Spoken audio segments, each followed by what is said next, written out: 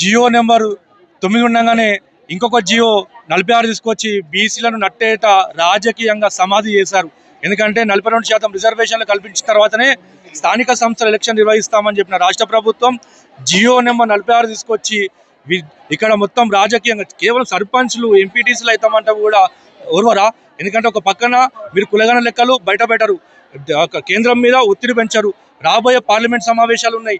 ఎక్కడ మీకు 99 మంది కాంగ్రెస్ కుంటే మొత్తం ఇండియా కూటమి కలుపుకొని 200 మంది ఉన్నారు. ఎక్కడ పార్లమెంట్ సమావేశాల్లో మాట్లాడరు. రాహుల్ గాంధీ గారు దేశమంతా ఓట్ చోరీ అంటా ఉన్నారు. మళ్ళీ ఇక్కడ రిజర్వేషన్ చోరీ అవుతుంటే ఎందుకు సైలెంట్గా ఉన్నారని చెప్పి రాహుల్ గాంధీ గారిని ప్రశ్నిస్తూ ఉన్నాం. ఒక పక్కన మాకు ఫీజు రియంబర్స్మెంట్, స్కాలర్షిప్ల బకాయిలు రాకుండా విద్యార్థులందరూ రోడ్ ఎక్కే పరిస్థితి రాష్ట్రంలో ఉంది.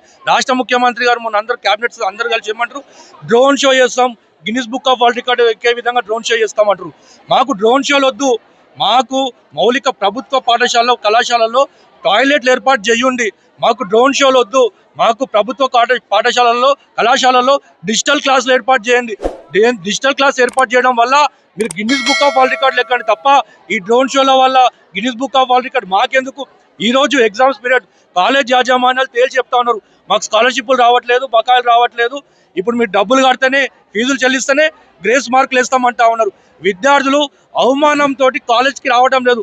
కాలేజీకి పోతే మమ్మల్ని ఫీజులు అడుగుతా ఉన్నారు. 10 మంది ముందర స్టూడెంట్స్ ముంగట మాకు అవమానం అవుతుందని కాలేజీకి వెళ్ళట్లేదు. వీళ్ళు కాలేజీలోకి వెళ్ళట్లేదు. విద్యార్థులు కాలేజీలకు పోకపోవడం వల్ల అటెండెన్స్ ఉండడం లేదు.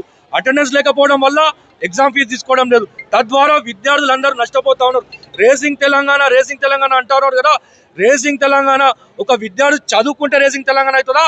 లేకపోతే మీరు యాడ్స్ ఇచ్చి ప్రతి మెట్రో రైల్కి పిల్లలకి రేసింగ్ తెలంగాణ స్టిక్కర్లను తీర్చుకుంటే రేసింగ్ తెలంగాణ అవుతుందా?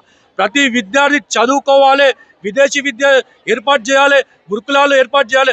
గురుకులాలు ఒకప్పుడు 6 లక్షల స్ట్రెంత్ ఉండేది, 1 లక్ష తగ్గి 5 లక్షలకు పడిపోయి గురుకులాలకు పంపాలంటేనే తల్లిదండ్రులు భయపడే పరిస్థితి రాష్ట్రం ఉంది.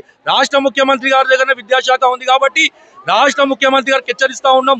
మీరు సంబరాలు మాకు స్కాలర్షిప్లు ఇచ్చి సంబరాలు చేసుకోండి, కానీ ఏదో తూతు మంత్రంగా మొన్న 100 కోట్లు ఇచ్చి విద్యార్థులకు శుభవార్త అని చెప్పి మనకు ఫోన్ నోటిఫికేషన్ వచ్చింది. ఏం శుభవార్త అని చెప్పి ఓపెన్ చేస్తే 100 కోట్లు రిలీజ్ చేసి అని చెప్పి వచ్చింది. 10,000 కోట్లు పెండింగ్ ఉంటే 100 కోట్లు రిలీజ్ చేస్తే శుభవార్తనా?